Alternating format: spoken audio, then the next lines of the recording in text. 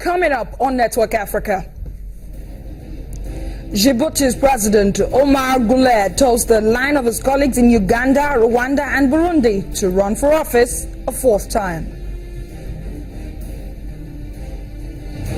Nigeria's Minister of State for Petroleum promises an end to the shortage.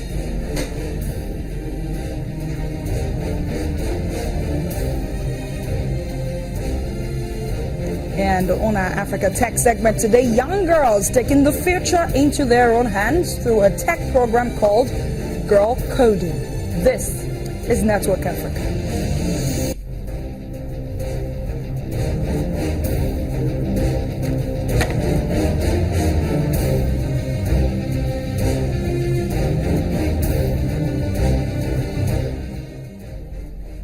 Hello and welcome to Network Africa. I am Adeshewa Josh. Egyptians are outraged that justice for the country's former president has been postponed again, a third time, as the court on Thursday rescheduled his trial to take place in November the 3rd, 2016. The Interior Ministry told the court that Hosni Mubarak could not be escorted from hospital to the court because of traffic and security concerns. He had been sentenced to life in prison in 2012, but an appeal court ordered a retrial. He has been in detention since April 2011 after being ousted from power amid the Arab Spring protest. His supporters feel that justice could elude their icon.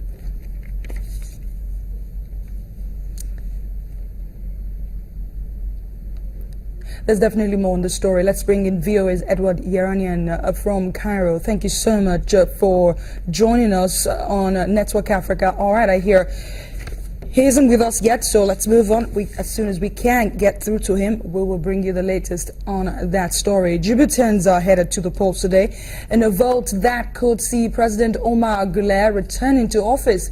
He has been in power since 1999, but this time is facing 5 challengers eager to get hold of political power. Voting has already started, and reports say a few of the country's 180,000 voters turned up early to cast their ballot. The result is expected to be released on a Friday.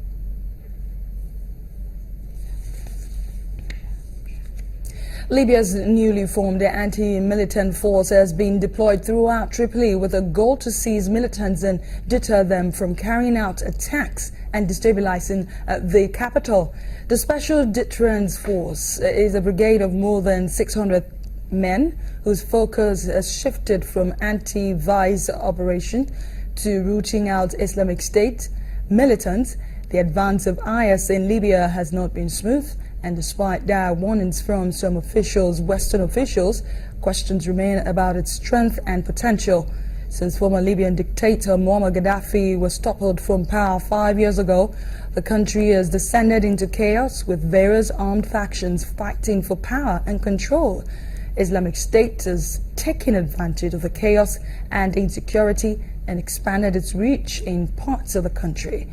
It has run training camps near the Tunisian border, set up sleeper cells in a string of cities, and ranged freely across the desert hinterland, targeting civilians and threatening further damage to Libya's much diminished oil industry.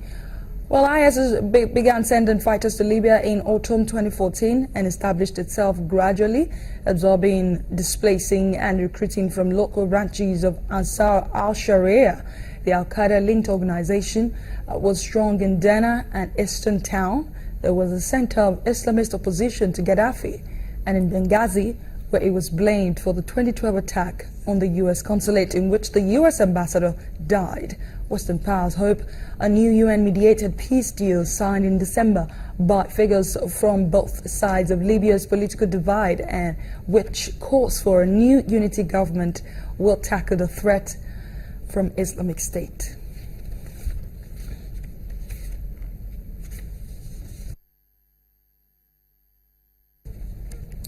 More than 21 million people worldwide are being trafficked into sex slavery and forced labor markets, generating over $150 billion in illegal revenue. An alliance between the Catholic Church and law enforcement officials known as the Santa Marta Group is looking to use the United Nations Sustainable Development Goals to end this horrifying yet lucrative business.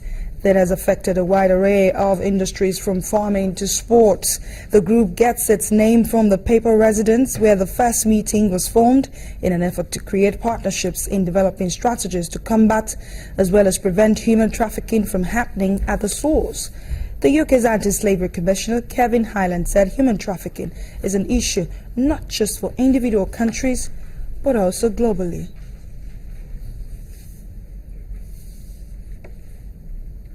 Let's take a break on Network Africa. When we come back, UN releases harrowing figures of human trafficking in the world. We have details for you in just a moment. Do join us again.